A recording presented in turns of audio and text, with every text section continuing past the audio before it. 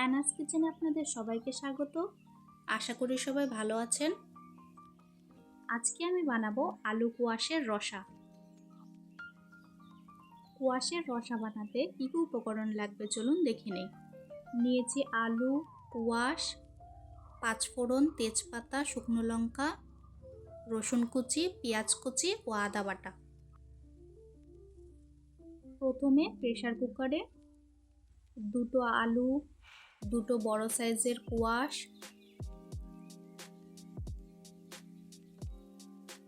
একটি পেঁয়াজ কুচি,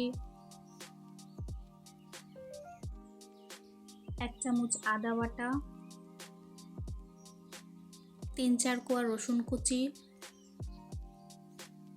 পাঁচফোড়ন, তেজপাতা, শুকনো লঙ্কা সব একবারে প্রেসার কুকারে দিয়ে দিব।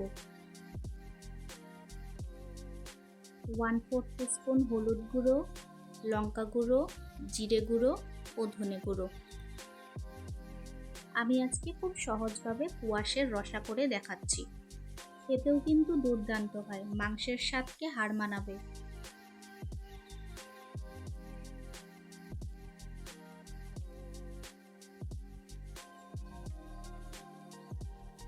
এখন 2 চামচ তেল দিয়ে দিব।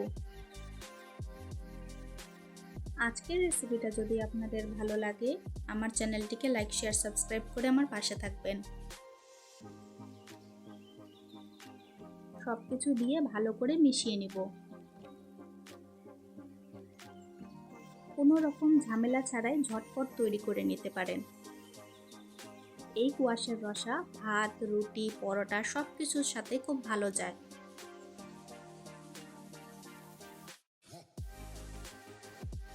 এরপর 1/4 কাপ জল দিয়ে দিলাম।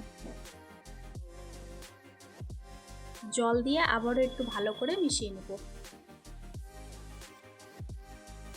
সবশেষে স্বাদ মতো নুন দিয়ে দিব।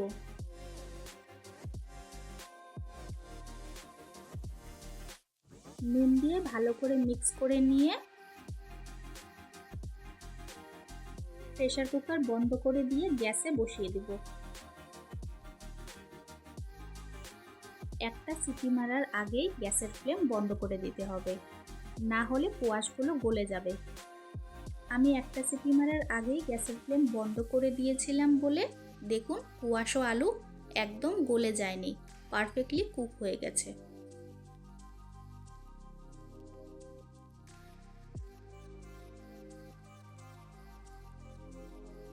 ব্যাস তৈরি হয়ে গেল আমাদের আজকের রেসিপি আলু কোয়াশের রসা। আমার রেসিপিটা ফলো করে এইভাবে আলু কোয়াশের রসা একবার বানিয়ে খাবেন, আশা করি ভালো লাগবে।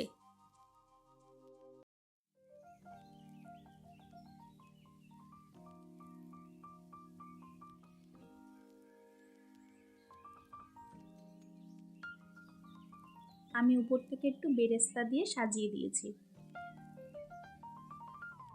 আজকের ভিডিও দেখার জন্য আপনাদের সবাইকে অনেক ধন্যবাদ। সবাই খুব ভালো থাকবেন।